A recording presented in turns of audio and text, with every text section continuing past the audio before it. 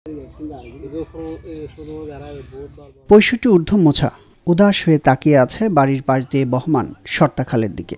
এক মাস আগেও যার অবস্থান ছিল কয়েকশো গজ দূরে, সাম্প্রতিক বন্যায় পানির ভয়াবহ তাণ্ডবে পাড় ভেঙে খাল এসেছে বাড়ির উঠোনে। তাই তো বাপ-দাদার ভিটা বিলীন হওয়ার শঙ্কা তার চোখে মুখে। এখন ইয়ার আমরণ মধ্যে তো ইয়া তো আগে কিছু দূর আছিল, এই বছর আগে বছর 2-3 বছর ধরে বেশা বেশি বাজার আর বাড়ি ঘর এখন এটি আরো 500 পরিবার গেইবি।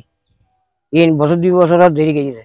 এখন আর খুব দূর আছিলাম, এখন আর গানের বাড়ি ঘর আর তো এখন আগুন জন্ম করে দিয়েছে। এর মাঝে বহুত পরিবার আছে, এর মাঝে গোড়া 50 জনের আছে পরিবার। পয়সাওয়ালা মা যোগ্য নেই, পয়সাওয়ালা চাইলে তো মনে করেন আর কিছুদিন আগে সরিয়ে জায়গা টাকা লইয়ে গিয়া করতাম, এই ঠিক করে যেতাম। রেহেনার রান্নাঘরও বিলীন হওয়ার পথে। রান্না করতে হচ্ছে খোলা আকাশের নিচে। স্বামী ও 3 সন্তানকে নিয়ে তার প্রতিটা ক্ষণ কাটছে ঘর হারানোর শঙ্কায়। খালে বাঙ্গি যার গুই আর বিদে বাড়ি নাই, দেখতাম পলিমিকে যাইতাম কাইন্দা কানত ঘর বাঙ্গি লই মানে কোনো দেখে গড়ি না পারি আর অভাবী বহুত পরিবার গেই গুই আর তো টিয়া হয়েছে না জায়গা কিনি আর বাড়িকে যাইতাম।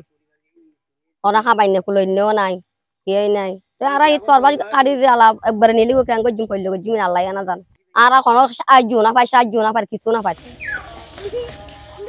মুছা ও রেহেনার মতো ফটিকছড়ি উপজেলার খিরাম ইউনিয়নের পাশ দিয়ে বয়ে যাওয়া সর্তা খালের ভয়াবহ ভাঙনে বাপদাদার ভিটে বিলীন হওয়ার দুশ্চিন্তায় কয়েকশো পরিবার।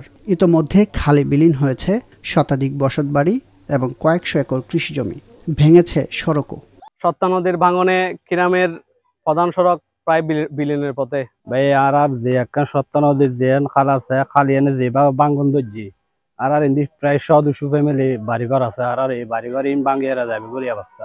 আর যে রুটটো আছে এই রুটটো ভাঙিয়ে যার গই আর বিনিময় এটা আর কিছু না পারে। হালতা ভাঙে যার গই এটা ফুয়াশা স্কুলে যাইতে খস্তাও যার গই এখন তো বাড়িঘরও তো থাও না জায়গা নাই, অনেক কষ্ট হয়ে যাবে মানে যাতায়াতের অনেক সমস্যা, পরিচয় মানে ফায়াতে অনেক সমস্যা যাবে, গাড়ি ঘোড়া চালাইতে অনেক সমস্যা যাবে। আর ঘর দাগু ভাঙি আর ফলমিকে তাই না পারি আর তো টিয়া নাই পয়সা নাকি যে জামাই বুড়ো গেই ফুয়াগু আছে হাত কাম করে হাত যাই। ইউনিয়ন পরিষদ সূত্র জানায় সর্তা ভাঙনের কারণে ইতোমধ্যে প্রায় 2500 পরিবারকে সরিয়ে নিতে হয়েছে। আর নদী ভাঙন রুখতে শিগগিরই পদক্ষেপ নেওয়ার আশ্বাস দিয়েছে পানি উন্নয়ন বোর্ড। সাস্টেইনেবল একটি মানে বাঁধ নির্মাণ করতে হবে। এখানে আপনি যদি ব্লক দিয়ে করা যায়, জিভেক দিয়ে করা যায়, অত্যন্ত উপকার হয় যদি ব্লক দিয়ে করা যায়।